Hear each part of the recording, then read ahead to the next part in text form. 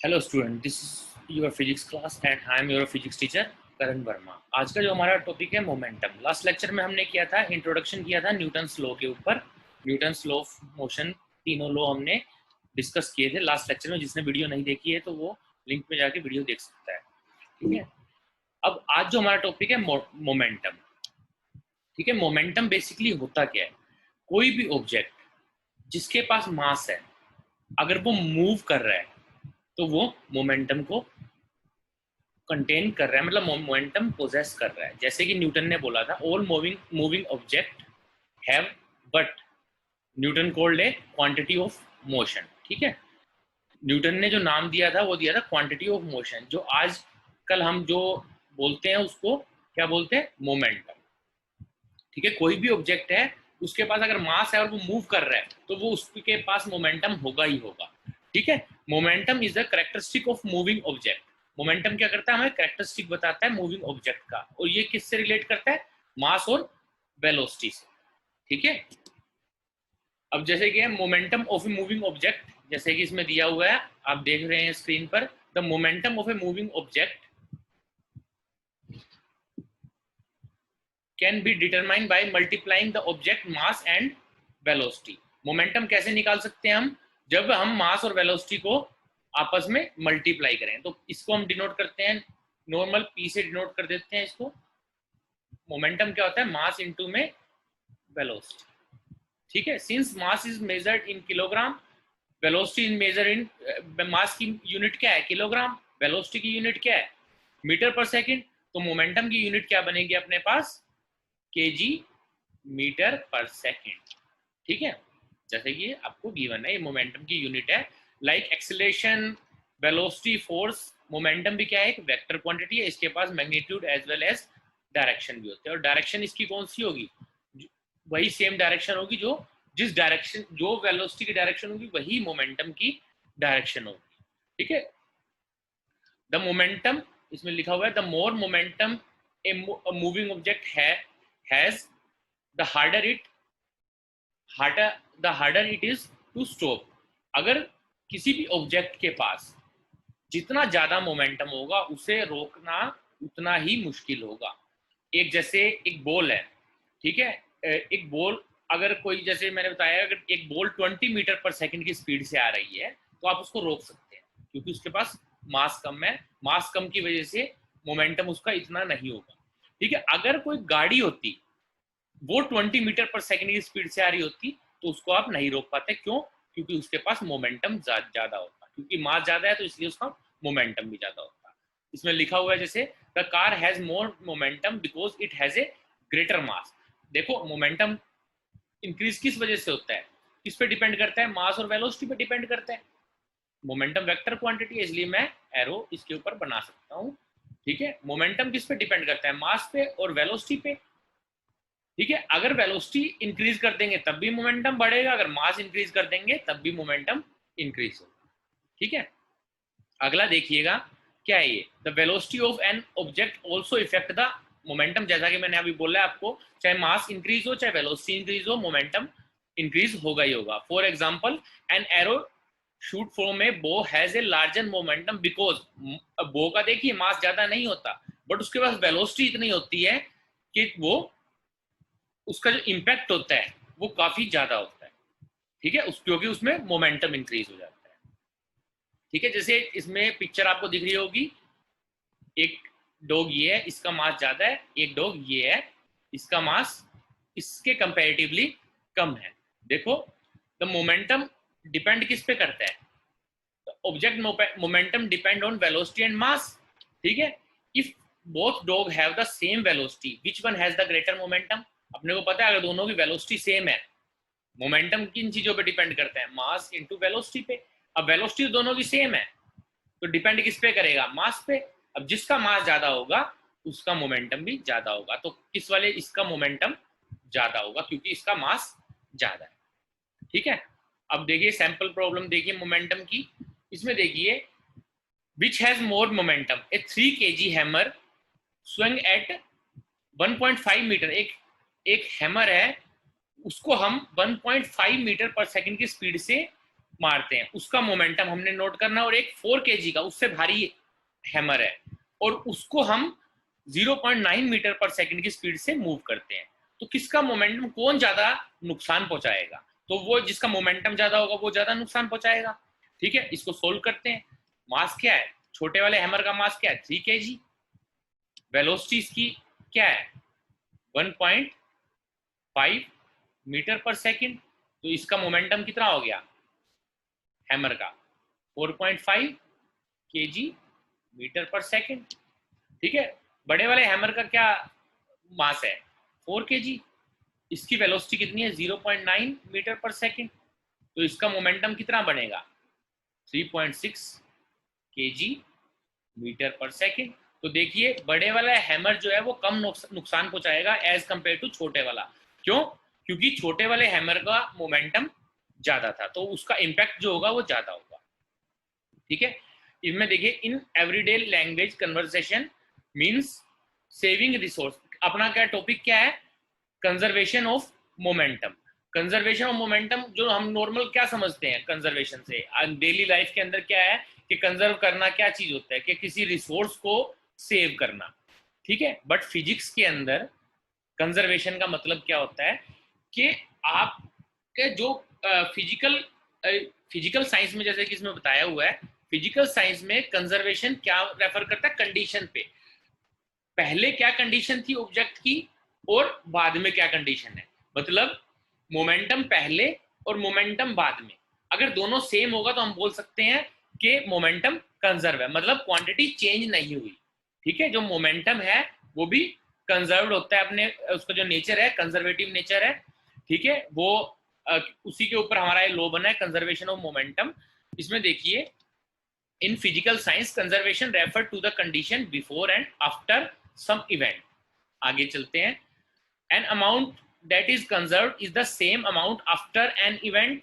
जैसे कोलिजन की बात करते हैं, कोलिजन से पहले मैंने मोमेंटम मेजर किया, कोलिजन के बाद मैंने मोमेंटम मेजर किया पूरे सिस्टम का, और मैंने क्या पाया कि दोनों कंडीशन में टोटल मोमेंटम सेम आ रहा है, तो मैं क्या बोल सकता हूं कि मोमेंटम इस सिस्टम का कंजर्व है। ठीक है, जैसे इसमें सेकंड लाइन में आपका the total amount of momentum object having is conserve when they collide. Collision के दौरान जो मोमेंटम होता है वो कंजर्व रहता है, चेंज नहीं होता। ठीक है, मोमेंटम और कंजर्वेशन ऑफ मोमेंटम की डेफिनेशन क्या है, मोमेंटम एक जगह से दूसरी जगह पे, एक बॉडी से दूसरी बॉडी पे हम ट्रांसफर कर सकते हैं बट खत्म नहीं होता moment.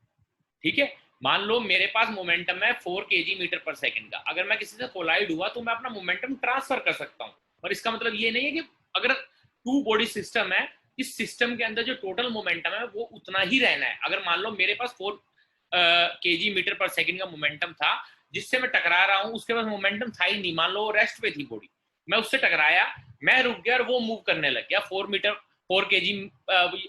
kg metre per second का मोमेंटम उसको मैंने ट्रांसफर कर दिया, तो टोटल सिस्टम का मोमेंटम कितना है 4 kg मीटर पर सेकंड ही है, ना तो चेंज हुआ ना कम हुआ ना उसका बढ़ा है मोमेंटम। तो इस केस में हम क्या बोल सकते हैं, मोमेंटम कंजर्व रहता है, कंजर्व है नेचर मोमेंटम का। ठीक है, अब देखिए this fact is called law of conservation of momentum. ठीक है, आफ्टर इवेंट मोमेंटम और बिफोर इवेंट मोमेंटम अगर सेम है तो उसको हम क्या कह सकते हैं, कंजर्व है मोमेंटम, और यही कंजर्वेशन ऑफ मोमेंटम का लॉ कहता है। ठीक है, जैसे इसमें लिखा हुआ है the law of conservation of momentum states that in the absence of outside force, अगर आउटसाइड फोर्स नहीं लगा, ठीक है, the total momentum of the object that interact does not change. मान लो एक 2 बॉडी सिस्टम लेते हैं हम, ठीक है, ये सिस्टम मान लिया, इस पे बाहर की कोई इंटरफेरेंस नहीं है, इसके अंदर 2 बॉडी है, ये मूव कर रहा है वेलोसिटी v से, ये इससे टकराया, इसके पास मोमेंटम क्या था mv, इससे टकराया, इसने मोमेंटम इसको ट्रांसफर कर दिया, अब इस ये mv मोमेंटम से मूव करने लग गई और ये रेस्ट पे आ गई, तो पहले भी mv था अब भी mv है, तो हम बोल सकते हैं कि सिस्टम का अगर एक्सटर्नल फोर्स डिस्टर्ब ना करे तो सिस्टम का मोमेंटम क्या रहता है, कंजर्व रहता है। अब देखिए जो हमने बात करी कि आउटसाइड फोर्स की, अगर हम नॉर्मल कंडीशन की बात करते हैं, फ्रिक्शन क्या होता है, फ्रिक्शन क्या करता है, मोमेंटम को चेंज करता है, क्योंकि friction is the example of the outside force. जो मैं आउटसाइड फोर्स की बात कर रहा हूँ वो फ्रिक्शन फोर्स है। अगर मैं मान लो एयर में मोलिक्यूल्स की कोलिजन की बात करता हूँ तो एयर फ्रिक्शन हो जाएगा। अगर मैं सरफेस की बात करता हूँ तो सरफेस पे जो फ्रिक्शन होगा वो आउटसाइडर फोर्स का काम करेगा। ठीक है, अब देखिए कोलिजन बताना है हमने, कोलिजन को हम स्टडी करते हैं। इसमें जैसे कि आपके डायग्राम में दिख रहा होगा, दो the two train car have equal मास। ठीक है, ये देखिए दो, पहले हमने एग्जांपल लिया है टू मूविंग ऑब्जेक्ट, एक तो ट्रेन है, ठीक है, एक उसकी बोगी है।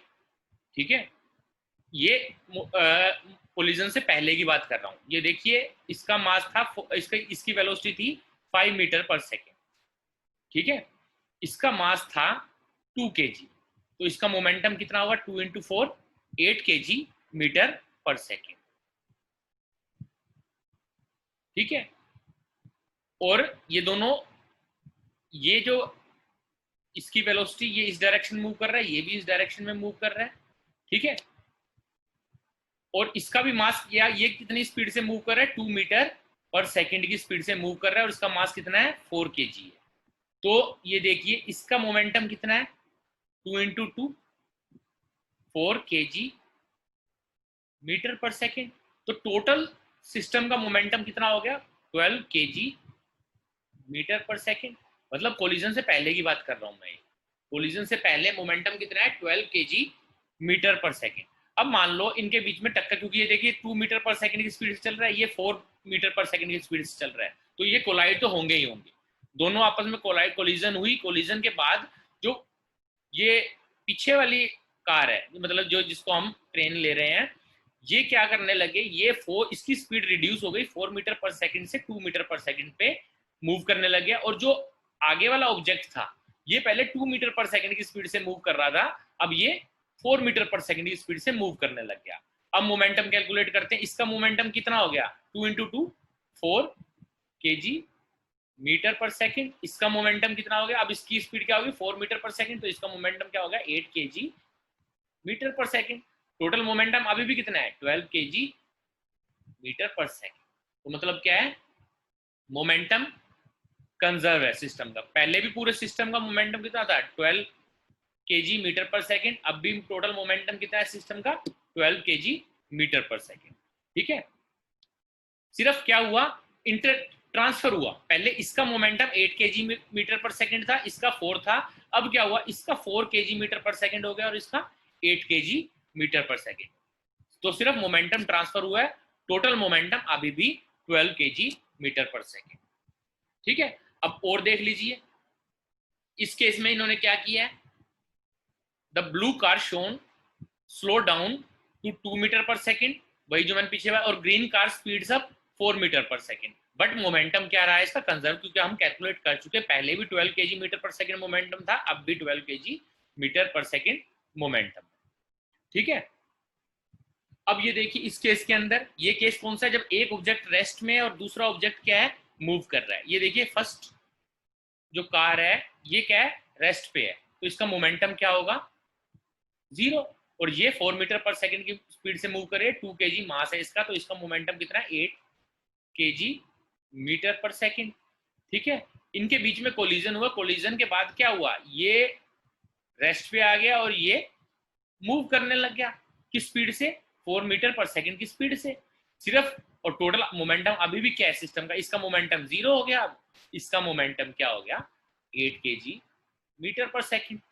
तो क्या हुआ, टोटल सिस्टम का पहले भी मोमेंटम 8 + 0 = 8, अभी भी मोमेंटम क्या है, 0 + 8 = 8, 8 kg मीटर पर सेकंड और 8 kg मीटर पर सेकंड। तो पहले भी मोमेंटम ये था और कोलिजन के बाद भी मोमेंटम ये है।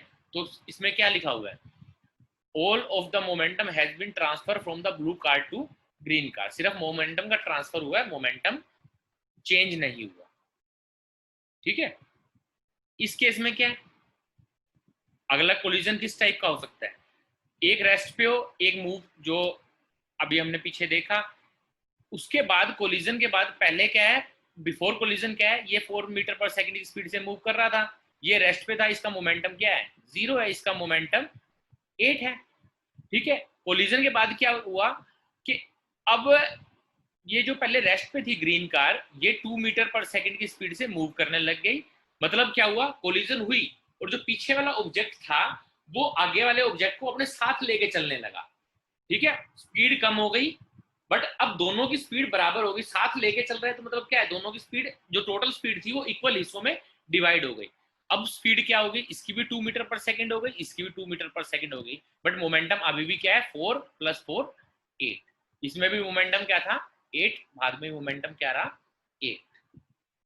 अब अगला केस, ये कनेक्टेड ऑब्जेक्ट वाला हो गया अपना, ठीक है। अब आपको कंजर्वेशन समझ आ गया होगा मोमेंटम। कोलिजन के बारे में मैंने बता दिया आपको, 1 डायमेंशन कोलिजन के बारे में। अगले लेक्चर में हम इम्पल्स करेंगे और 2 डायमेंशन कोलिजन की बात करेंगे। अगर लेक्चर पसंद आया है तो please like, share and subscribe. Thank you.